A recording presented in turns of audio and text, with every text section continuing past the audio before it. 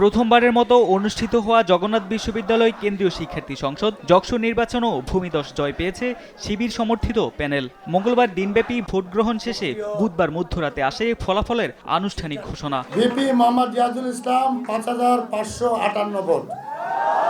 VP GS ও AGS সহ ২১টি পদের ১৬টিতেই জয়ী হয়েছেন ছাত্র শিবির সমর্থিত অদম্য জবিয়ান ঐক্য প্যানেলের সদস্যরা। ছাত্রদল ও ছাত্র অধিকার পরিষদ সমর্থিত ঐক্যবদ্ধ নির্ভীক জবিয়ান প্যানেল জিতেছে ৫টি পদে। সদস্য শান্তা আক্তার। ভিপি পদে ছাত্রদল সমর্থিত প্রার্থী একেএম রাকিবের চেয়ে ৮৭০ ভোট বেশি পেয়ে ভিপি পদে জয়ী হয়েছেন রিয়াজুল ইসলাম। জিএস ও এজিএস পদে আরও বড় ব্যবধানে নির্বাচিত হয়েছেন আব্দুল আলিম আরিফ ও মাসুদ রানা। বহু কাঙ্ক্ষিত সেই ভিপি পদ, এখানে A6 ব্যালটে মোহাম্মদ রিয়াজুল ইসলাম তিনি বিজয়ী হয়েছেন ৫,৫৫৮ ভোটে। সাধারণ সম্পাদকে আব্দুল আলিম আরিফ তিনি বিজয়ী হয়েছেন সহ সাধারণ সম্পাদক মাসুদ রানা। নির্বাচিত হওয়ার পর বিশ্ববিদ্যালয়ের ঐক্য ধরে সবাইকে নিয়ে কাজ করবেন বলে জানান ভিপি রিয়াজুল ইসলাম।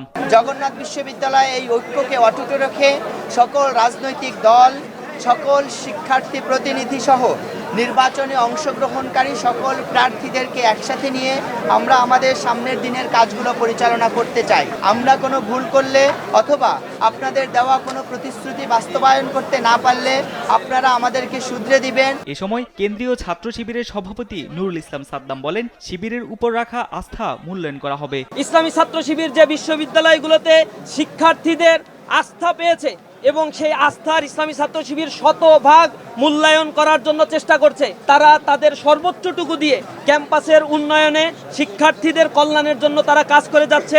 এদিকে আনুষ্ঠানিক ফলাফল ঘোষণার পর এক সদস্যের নাম পরিবর্তন হওয়ায় নির্বাচন কমিশনের কাছে ক্ষোভ জানান ছাত্রদল সমর্থিত সদস্য প্রার্থী ইমরান হাসান ইমনের সমর্থকরা। তারেক মাহমুদ সুজন, দেশ টিভি, ঢাকা। ডিক্লেয়ার না করলে তো তোমাদের